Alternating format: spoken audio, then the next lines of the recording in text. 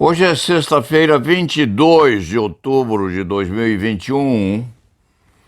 São 11 horas e 30 minutos, é um casual day, o dia em que o expediente se torna mais curto. Como, na verdade, a pandemia ainda está a imperar, a redução do expediente às sextas-feiras é, no fim das contas, uma miragem, porque a grande maioria está trabalhando muito menos, trabalhando em casa. A advocacia criminal perlustrada em domicílio é quase que uma ficção, porque os criminalistas precisam pôr o pé no chão, sim, e ver os juízes, ver os promotores de justiça, ver os policiais, ver os clientes e fisicamente estabelecendo um laço mais estreito, olhos nos olhos. Isto é imprescindível, transforma-se o exercício da advocacia criminal num empreendimento facetado, em que se indaga ao advogado, por hipótese, se ele concorda ou não com o julgamento virtual, e as sustentações orais são produzidas de forma cambaleante, sem que se saiba exatamente o que está acontecendo do lado de lá, e vice-versa. É assim que está a funcionar. O escrivá deve dizer que aos 86 anos, e no empreendimento de vitalidade que estava a ultimar os 85, o escrivá não deixou um dia de trabalhar no escritório, com máscara, evidentemente, com vacinação tripla e com as proteções adequadas. Mas sempre lhe pareceu que o lar, o domicílio, não era compatível com a agressividade da advocacia empreendendo a perscrutação dos diversos tipos legais penais postos na legislação em vigor. O escrivá nessa pandemia tinha 6 advogados no escritório, hoje tem 1 e um colaborador fora, porque os remanescentes estão a cuidar-se com medo do bicho.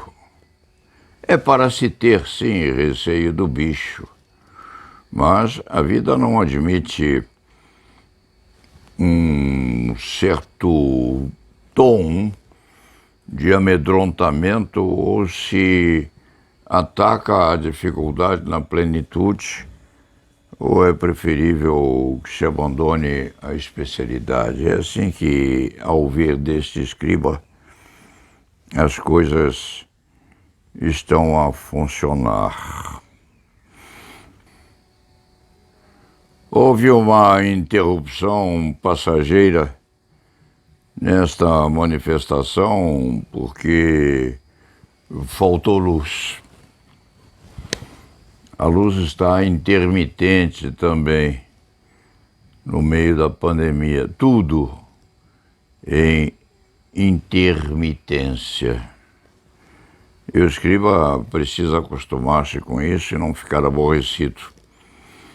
Passe-se ao exame de uma característica muito angustiante de um lado, muito curiosa de outro, e exigindo uma atenção muito grande em terceiro plano nessas eleições que se aproximam para a presidência da OAB na seccional de São Paulo. Nós temos aqui, em princípio, 3 candidaturas. Vamos lá, a doutora Dora, uma, a doutora Patrícia, outra, e o doutor Mário de Oliveira Filho, a terceira. O presidente da ordem é candidato também, então são 4. 4 chapas com cerca de 180 e poucos candidatos, porque o novo Estatuto da Ordem aprimorou de alguma forma a manutenção de uns e outros conselheiros estaduais e federais, mas, ao mesmo tempo, complicou bastante, porque a convocação de conselheiros federais como candidatos, em hipótese, de conselheiros estaduais também, por hipótese, e a fixação das candidaturas formalmente nos arquivos do Conselho Federal constituem características que dão um trabalho imenso aos candidatos. As chapas, ou uma ou outra delas, estão a tecer um esforço muito grande para equanimizar é o termo correto, a proporção de candidatos e candidatas de cor branca, de cor negra, numa composição difícil, porque um candidato manifestou-se publicamente semana passada no sentido de que lhe faltava completar o número de 30 candidatas negras, o que o levava a pesquisar e a pedir aquelas advogadas nessas condições que tivessem folha corrida limpa na ordem e fora dela, se apresentassem para a integração da chapa e, eventualmente, para a vitória. Num sentido bem pragmático, estamos a caçar candidatas e candidatos de cor negra na previsão de entrosamento com aquilo que a legislação estabelece: todos são iguais perante a lei. A proporcionalidade de inscrição de candidatos, inclusive proporcionalidade esta fixada pelo Conselho Federal da Ordem. Nesse sentido, este escriba de direito penal tem uma contemplação que se reveste de muita angústia, porque enquanto o Conselho Federal da Ordem pretende estabelecer esse tipo de proporcionalidade, está, num certo sentido, a estabelecer uma diferença, assim, na caracterização de que brancos e negros são diferentes.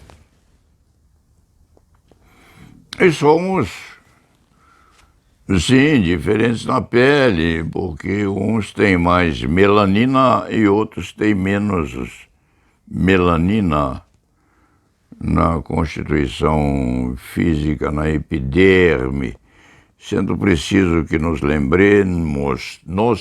lembremos de que lá atrás, milhões de anos atrás, todos nós éramos negros. Em outro aspecto, todos nós éramos pretos. Uns deixaram de ser pretos porque se afastaram daquele território, daqueles pedaços em que o calor, o sol, o afogueamento se tornavam mais propícios ao enegrecimento das criaturas, e outros não. O que levou alguns ao pleito de que os brancos seriam superiores aos pretos. Não. Os brancos apenas tomaram menos sol e os negros tomaram uma solarização mais extensa. Isto não significando que os brancos fossem mais inteligentes, ou mais preparados, ou fisicamente mais adequados do que os enegrecidos pela natureza. No fim das contas, afirmar-se que todos são iguais perante a lei é uma premissa a ser obedecida. Mas os seres humanos são absolutamente desiguais uns dos outros, inclusive na aferição de possibilidades de sobrevida. Outro dia este escriba leu um autor famoso a assentar que nós podemos comprar vida. E é uma verdade, porque os planos de saúde de qualidade excelente ou boa têm a possibilidade, nesta antevisão ou nesta previsão, de isolar as propensões da criatura a adquirir uma ou outra moléstia, preparando esta criatura para uma resistência adequada. E isto, tecnicamente, é aquisição de mais tempo de vida.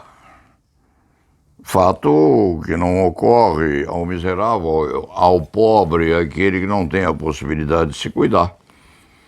Porque também, dentro dos prolegômenos, leva a pessoa a viver menos do que a outra, que é endinheirada e pode pagar plano de saúde, vitaminas, antibióticos, etc., melhor do que as remanescentes que são infiéis no sentido de poderem preparar o físico para a sustentação de um tempo maior de vida. Então, esta procura, esta busca desesperada de negras para a composição plena das chapas é algo que deve ou que pode, inclusive, enervar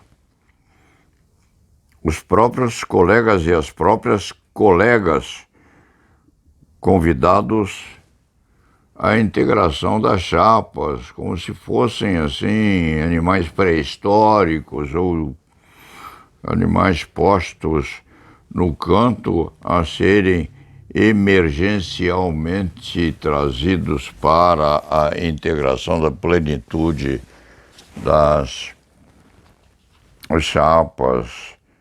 Este escriba entende que todos devem ter as mesmas oportunidades, o que também, num sentido bem rude, não torna todos iguais. Não, eles continuam absolutamente desigualados, uns em relação aos outros, podendo-se afirmar que um negro pode ser muitíssimo superior a um branco que esteja a conflitar com o outro ser humano. Uma situação difícil de ser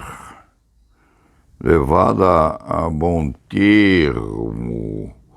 O Paulo Sérgio fica muito preocupado com esta característica de se precisar procurar, pedir, convidar, insistir os nossos companheiros e as nossas companheiras de cor negra para a satisfação do requisito, num sentido em que uma e outro pode estar a sentir-se como se fossem resto de tacho. Nós tivemos companheiros excepcionalmente bem providos de inteligência que tinham cor negra, e temos ainda advogados excelentes com a pele mais escura que a nossa. A família deste advogado criminal tem a negritude lá atrás, muito atrás, a família antiga, mineira, misturada e enternecida nas visitas dos portugueses ao Brasil, nos comportamentos enlaçando os visitantes com os índios, com os mulatos, com os negroides, e aquilo tudo veio a dar